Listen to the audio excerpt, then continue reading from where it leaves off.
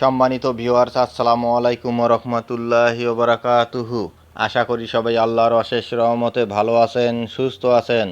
এই চ্যানেলে আর একটি নতুন গুরুত্বপূর্ণ ভিডিওতে আপনাদের সবাইকে স্বাগতম। আজকে আলোচনা করব বেসরকারি শিক্ষা প্রতিষ্ঠানে কমিটি সেই আদেশের কার্যকারিতা স্থগিত। বিস্তারিত থাকছে ভিডিওতে।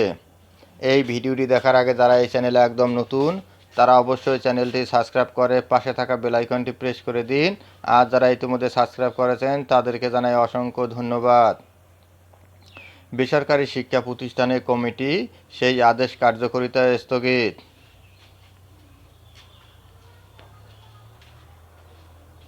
বেসরকারি শিক্ষা প্রতিষ্ঠানে কমিটি নিয়ে 24শে নভেম্বরের সেই আদেশের কার্যকারিতা স্থগিত করা হয়েছে। অপরদিকে 18 নভেম্বরের প্রজ্ঞাপন কার্যকর থাকবে। অর্থাৎ কমিটির সভাপতি মনোনয়নের ক্ষেত্রে উপজেলা নির্বাহী কর্মকর্তা বা উপজেলা পর্যায়ের নবম গ্রেডের কর্মকর্তার কথা বলা হয়েছিল, তা এবার স্থগিত করা হয়েছে। একই সঙ্গে অ্যাডহক কমিটি গঠন করে 6 মাসের মধ্যে নিয়মিত করার বিষয়টি বলবৎ থাকবে। বিষয়টি জানিয়ে সংশ্লিষ্টদের চিঠি পাঠানো হয়েছে।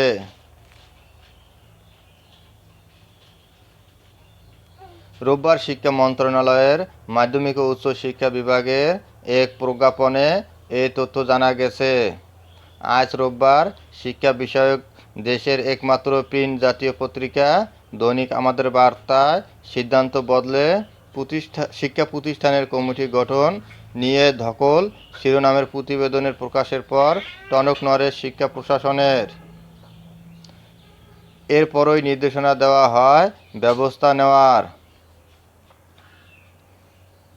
চলতি মাসের 18 তারিখের সে প্রজ্ঞাপনে অ্যাডহক কমিটির সভাপতির শিক্ষাগত যোগ্যতা, কলেজের ক্ষেত্রে স্নাতকোত্তর ও স্কুলের ক্ষেত্রে স্নাতক পাশের কথা বলা হয়েছে। এদিকে শিক্ষা মন্ত্রণালয়ের প্রজ্ঞাপনে বলা হয়েছে, গত 24শে নভেম্বরের জারি করা প্রজ্ঞাপনের কার্যকারিতা স্থগিত করা হলো। গত 18 নভেম্বরের জারি করা প্রজ্ঞাপন প্রতিস্থাপনকৃত যথারীতি কার্যকর থাকবে।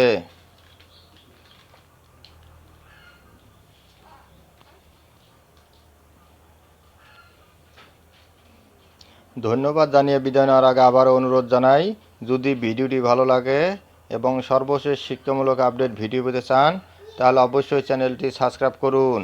ধন্যবাদ সবাইকে।